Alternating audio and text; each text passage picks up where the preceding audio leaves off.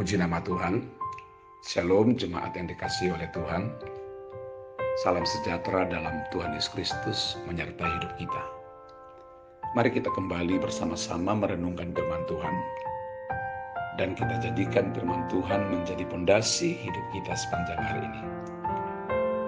Renungan firman Tuhan bagi kita hari ini dengan tema berkat atau kutuk. Di dalam Yohanes 10 ayat 10 firman Tuhan berkata demikian.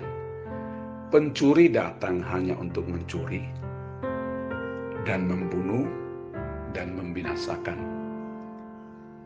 Aku datang supaya mereka mempunyai hidup dan mempunyainya dalam segala kelimpahan. Iblis itu diumpamakan seperti seorang pencuri. Pencuri kalau datang tidak pernah memberitahukan, lalu tiba-tiba dia datang mencuri yang bisa diambil. Hari-hari ini pun iblis sedang gencar memberikan tipu muslihatnya bagi orang yang membuka celah. Makanya dikatakan dalam Efesus 4 ayat 27, jangan beri kesempatan kepada iblis. Iblis itu hanya mampu bekerja menjadi buas hanya bagi orang Kristen yang buka celah kepada dia. Mari kita tutup celah bagi iblis dan kita buka hati buat Tuhan Yesus. Yang iblis curi hari-hari ini adalah damai sejahtera kita. Iblis curi sukacita kita. Iblis curi semangat kita. Sehingga kita menjadi orang kehilangan damai sejahtera, kehilangan sukacita, dan tidak semangat lagi mungkin. Lalu kita mengalami ketawaran hati. Mengapa? Karena di hati kita izinkan sesuatu yang tidak berkenan di hati Tuhan. Apapun yang kita alami, ketawaran hati, kejengkelan, ini waktunya untuk kita berdamai dengan Tuhan. Yohanes 10 ayat 10b, firman Tuhan berkata, Aku datang, atau Tuhan Yesus datang, supaya mereka mempunyai hidup dan mempunyainya dalam segala kelimpahan. Jadi Tuhan datang ke dunia ini untuk memberikan hidup, bahkan hidup dalam kelimpahan. Rencana Tuhan bagi setiap kita, supaya kita hidup berkelimpahan dan diberkati oleh Tuhan. Katakan amin. Kita bersama-sama akan membahas atau merenungkan tentang berkat atau kutuk. Siapakah orang yang diberkati Tuhan dan siapa orang terkutuk? Dalam Yeremia 17 ayat 5 dan 7 firman Tuhan berkata demikian.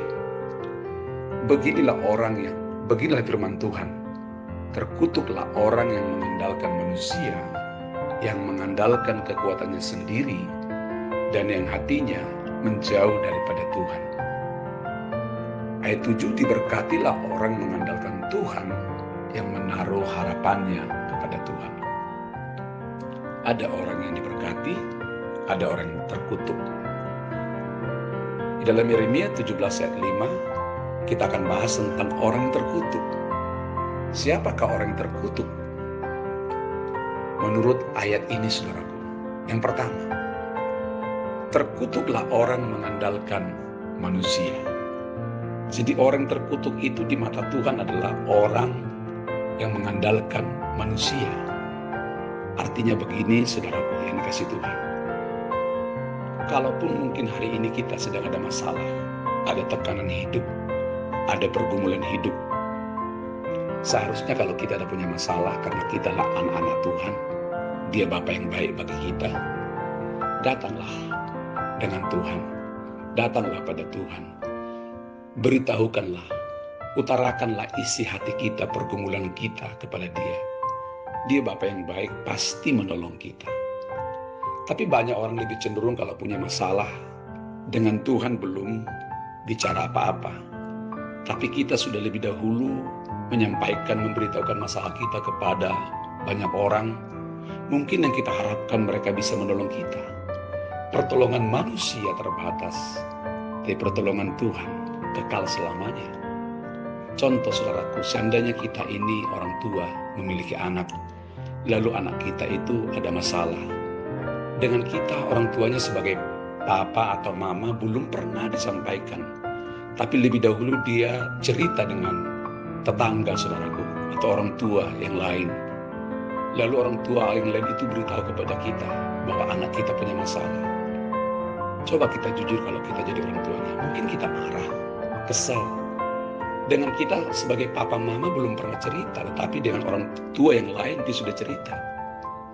Seperti itulah gambarannya. Bukankah kita semula anak-anak Tuhan? Dia Bapa kita yang baik. Apapun masalah kita, sampaikanlah kepada Bapa. Dia akan tolong kita. Jadi yang pertama, orang terkutuk adalah orang mengandalkan manusia. Yang kedua, siapakah orang terkutuk? Orang mengandalkan kekuatannya sendiri. Ini waktunya kita sungguh-sungguh mengandalkan Tuhan. Kekuatan kita terbatas. Tapi Tuhan tidak terbatas, bahkan Dia bisa melakukan kepada kita melebihi dari apa yang kita doakan dan kita harapkan. Katakan amin. Mari datang dengan Tuhan. Andalkan Dia. Yang ketiga, siapakah orang terkutuk? Orang terkutuk adalah orang yang hatinya menjauh daripada Tuhan. Lihat kalau hari demi hari kita semakin jauh dari Tuhan, jauh dari persekutuan anak-anak Tuhan. Ini gak boleh kita biarkan. Ini termasuk kategori orang terkutuk. Semakin kita jauh dari Tuhan, semakin jauh berkat dari kita. Semakin jauh kasih karunia dari hidup kita. Semakin kita dekat dengan Tuhan, semakin berlimpah kasih karunia dalam rumah tangga kita. Katakan amin. Kitalah orang-orang diberkati Tuhan, bukan orang terkutuk. Siapakah orang diberkati Tuhan?